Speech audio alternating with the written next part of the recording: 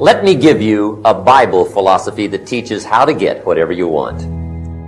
It says, ask, end of notes. You have not, because you ask not. It says ask, and what? A guy ought to look into that. Asking starts a unique process. I don't even know how it works. All I know is it works. You could be poor and become rich. He's just waiting on you to ask him. I dare you. Believe in God. I dare you. There's a lot of things you don't need to know how. Just work them. Ask and believe and see if you don't receive. Faith is confidence in what we hope for and assurance about what we do not see. I don't need faith for what I can see. By faith, we understand that the universe was formed at God's command. And most of what you're worried about is what is visible. But what you need to understand, what made what is visible is invisible. Seek Him. I live my life to seek Him. I am in pursuit of God. His thoughts are above my thoughts, but I came to seek Him. Seek and ye shall find. Knock and the door shall be opened unto you. Are there any God seekers left? I see the crowd seekers. I see the money seekers. But are there any God seekers left? I can't find God seekers and say, all I want is you. Now listen to me. God don't give you what you want. He give you what you believe. How do you receive it? Believe it. You cannot receive what you don't believe. Sow it and you'll reap it. Not if you don't believe it. You can sow all day long. You'll never reap any higher than what you believe. Now there's two ways to ask. Two ways.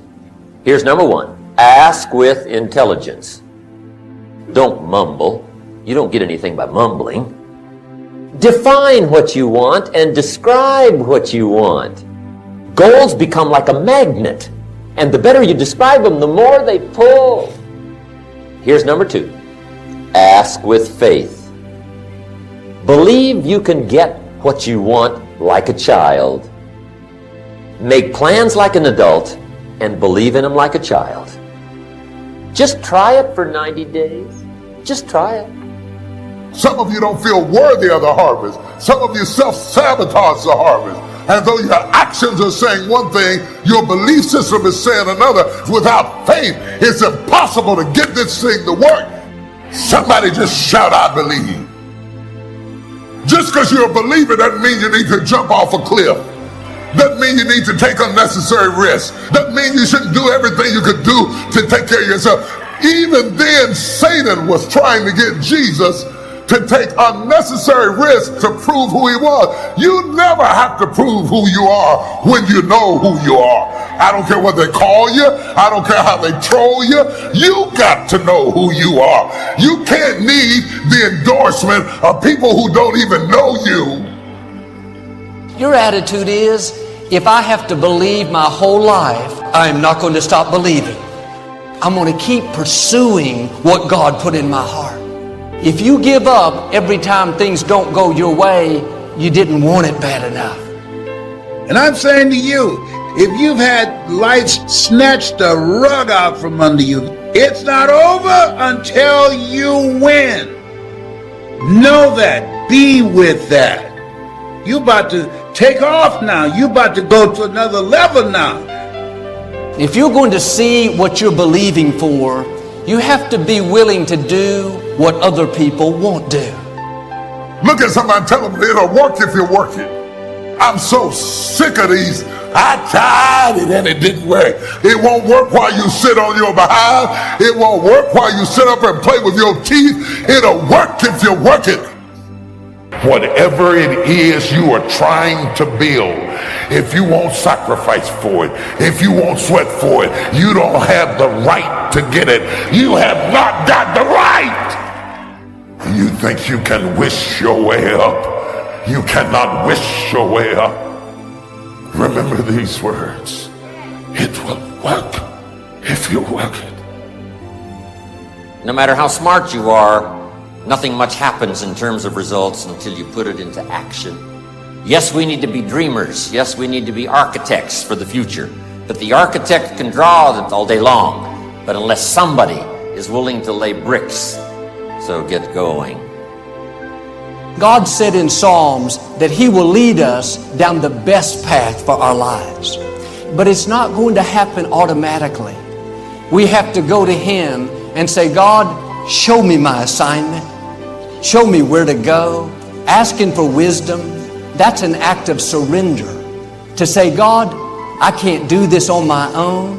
I need your help. Make the path clear. My prayer is, Lord, give me this if it's for my highest good. If not, give me its equivalent or something better. But too often, we make our plans without consulting God. Then we ask Him to bless those plans. The right way is to ask God first. Too many times, we're trying to do things only in our own strength. That's going to limit us. God can see things that you can't see. He knows where the danger is, where the dead ends are. You have an advantage. I live by this principle. Never meet with other people before you meet with God. Not only will your day go better, but God will keep you from making mistakes. A lot of people these days, they're too prideful. Think, I don't need any help. Think about where you could be if you'd start acknowledging God. Think about the opportunity, the doors you couldn't open, but God can open. Start getting your daily direction. Joel, I've overcome this problem before. I'm going to use the same tactics. Sometimes the old way doesn't work. Stay open for change. Be willing to try something new. Have the attitude, God, I'm ready for new things. If you don't innovate, you will evaporate. The world is changing. Somebody wants your job. Somebody wants your dreams. You can't afford to do things the same way. You'll get left behind. God has daily favor, daily wisdom. If you'll stay open, He'll lead you into the fullness of your destiny. God wants us to rely on Him, not some formula. On purpose, God changes the method so we'll have to go to Him for our daily bread. When you rely on Him, He'll take you from victory to victory. We've all fought battles where we didn't come out the way we thought.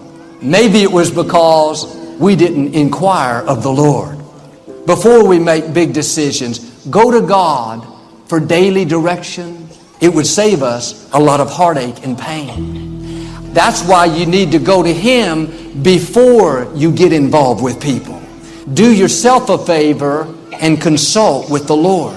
Because people are not always who they say they are. You're not going to make the best decisions if you're not consulting with the Lord.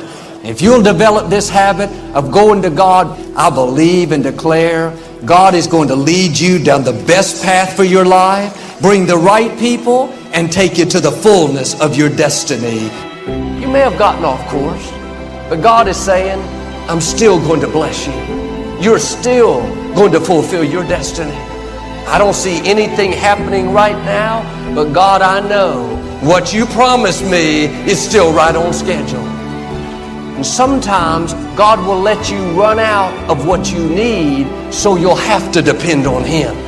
When you come to the end of your ability, then there's room for God's favor. He's going to bless you in spite of your mistakes.